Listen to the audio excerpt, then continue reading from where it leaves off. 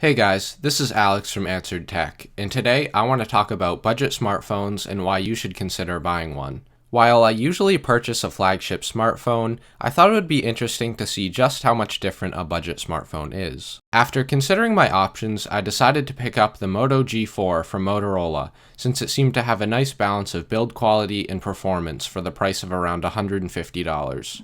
While I wasn't entirely sure I would keep the G4 as my daily driver, I kept an open mind while I used it over the next few weeks. Now that I've used it for a while, I can't believe just how impressed I've been with my experience. While this phone is far from perfect, the price makes it an excellent option for a lot of people. The 5.5-inch 1080p display, which is covered in Gorilla Glass 3, is very sharp with decent colors and brightness.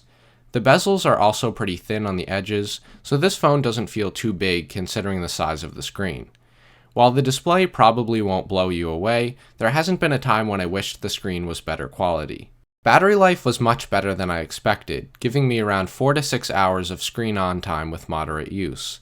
I can't remember a time when I had to charge the phone during the day, assuming I had a full charge that morning.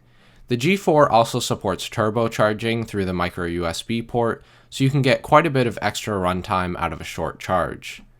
The octa-core Snapdragon 617 processor and 2GB of RAM definitely aren't going to win any benchmark competitions, but in regular use I didn't have any problems when multitasking or watching YouTube videos. When I still had the Galaxy Note 7, I did a few speed tests between it and the G4, such as opening apps and running benchmarks, and the Note 7 was definitely faster in almost every test, but I didn't notice the difference most of the time in day-to-day use. The version of Android on this Moto G is close to stock, which some people will like while others probably won't, but personally I like the simplicity and speed of stock Android, so it's a nice feature in my opinion. The Moto G4 feels quite well built, although it's mostly made of plastic rather than metal and glass like most modern flagships.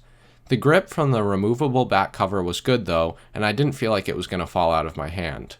The rear 13-megapixel camera and front 5-megapixel camera aren't the best on the market, but as someone who only uses the camera for the occasional snapshot, it doesn't bother me, especially considering this phone can be bought for under $200. The addition of a micro SD card expansion slot and a front-facing speaker is nice too, and I really appreciate having front-firing audio for watching movies and listening to music. The feature I miss the most on this phone is the fingerprint reader, but I've gotten used to Android's pattern unlock pretty quickly. I bought the Moto G4 with Amazon's lock screen ads, which took $50 off the price, but in retrospect, I probably would have paid the extra money for the version without ads. While the Moto G4 doesn't have the fastest specs or the newest features on the market, it has opened my eyes to just how great a budget smartphone can be. If you're only performing basic tasks such as emailing, texting, and listening to music, you should consider purchasing a budget smartphone such as the Moto G4 before shelling out $700 or more for a flagship phone. Thank you guys so much for watching this video, and I'll see you guys in the next one.